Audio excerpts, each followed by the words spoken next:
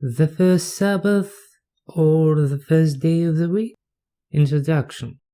Myles Ketelsen, the speaker of the YouTube channel Answering Adventism, in his video Jesus Changed the Sabbath Day, Here's the Proof, claims that the Greek phrase μίαν σαββάτων, literally first of Sabbath, found in Matthew 28:1, should be translated the Thursday Sabbath. He is not the originator of this claim. He borrowed it from the Dr. Phillip Kayser. Let's listen how Myles himself explains his position.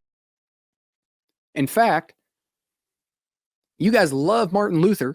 I've heard you cite him on his views regarding the state of the dead, which he shifted on later in his life, by the way, due to the biblical text.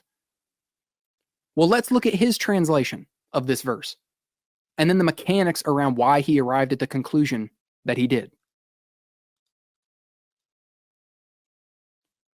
Luther was utilizing the Textus Receptus manuscript line, which is what the King James was translated from, that the SDAs love. How does he translate it? As first day Sabbath. Quote, Luther's translation. Now in the evening of the Sabbath, which began in the morning of the first solemnity of Sabbaths, came Mary Magdalene and the other Mary to see the sepulchre. So Luther's 1545 translation picks up on the Greek grammar and the fact that the word for Sabbath and dawn of the first day of the week, like you see in the ESV, are the exact same word. You can see the Greek, the literal rendering of it out, and then how the ESV in this case renders it. Same identical word for both. Same identical word for Sabbath is used twice in the sentence in the same context using the same grammar. It is arbitrary to then translate the first instance as Sabbath and the second one as first day of the week. Listen to why Dr. Kayser thinks that the most natural rendering of the text is first day Sabbath, like Luther, Beza, Miles Cloverdale, and a number of other translators through the years. He says, quote, first, so he's going to give 3 reasons why he believes this is how it should be translated. First, this was the way Jews translated the Hebrew for the Sabbath into Greek. For those who think that the genitive, that's just the verb, or sorry, ignore me. For those who think that the genitive should be translated with an of, it should be noted that the usual case for Sabbath is the genitive, since its original meaning was of rest. So meaning a day of rest. Thus, the Greek translation, not the Hebrew, the Greek translation of Exodus 20 is simply the Sabbath. And Matthew 28:1 is simply and after the Sabbath. Likewise, the singular day, Sabbath, is usually in the plural. This can be seen by even a casual glance through a Greek concordance. Why does the translation have to change when the form is the same for both words in Matthew 28:1?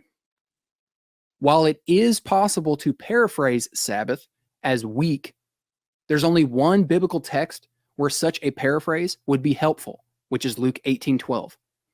And that is simply because I fast twice since the Sabbath would be way too wooden for an English translation.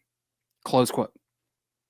So what he is saying is that it is arbitrary to translate the same word in the same sentence 2 different ways when they're being used in the identical context. Which would mean that the most natural rendering of the text would be first day Sabbath. He continues. Second, the grammar calls for it. Keep in mind that the word first is in the feminine singular accusative, whereas Sabbath is neuter plural genitive, just as in the Greek form, not the Hebrew, of the 4th commandment. Therefore, it is clear that first does not modify Sabbath, but rather it modifies the implied word day. This construction occurs several times in the Septuagint. That's the Greek translation of the Hebrew Old Testament. Therefore, it is grammatically impossible to translate it as one of the Sabbaths. It has to be first day Sabbath. Third, the ancient translations translated as first day Sabbath, A listing of other occurrences of first-day Sabbath in the New Testament helps to make the previous points clear. Close quote. So that first part, he's responding to those Greek grammarians that would claim that the word first is modifying the word Sabbath, so it should be more accurately translated as one of the Sabbaths, which is how some people have translated it.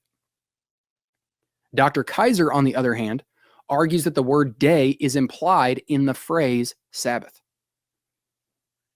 which can be seen in the Greek translation of the Old Testament, the Septuagint, specifically in Exodus 20, which shows that it must be first-day Sabbath, not simply one of the Sabbaths. Furthermore, the ancient translations of the biblical text, like the Ethiopic translation, also translated as such. Then on top of that, we're going to look at some of these other ones. The other texts that have the same Greek construction, they all do the same thing. So the purpose in saying this is to not appear like I'm some Greek grammarian. I'm not. But I've tried digging into both sides of the discussion. In essence, Myles claims that the correct translation of the Greek phrase μίαν σαββάτων is first-day Sabbath. By doing so, he, as a former Adventist, is trying to appeal to the Seventh-Day Adventists and to urge them to abandon their false, as he himself believes, doctrine that first Christians kept the Seventh-day Sabbath. As an Adventist, I, in this series of videos, will, like Berean believers, dig deep into his arguments, and will see whether those things are so. I will do it step by step, and because Myles appeals to Greek grammar, I will deeply analyze both Greek and Hebrew grammar. So, in the next video, we will analyze the Myles claim that Luther translated μίαν σαββάτων as the first-day Sabbath. We will see that this claim is not true.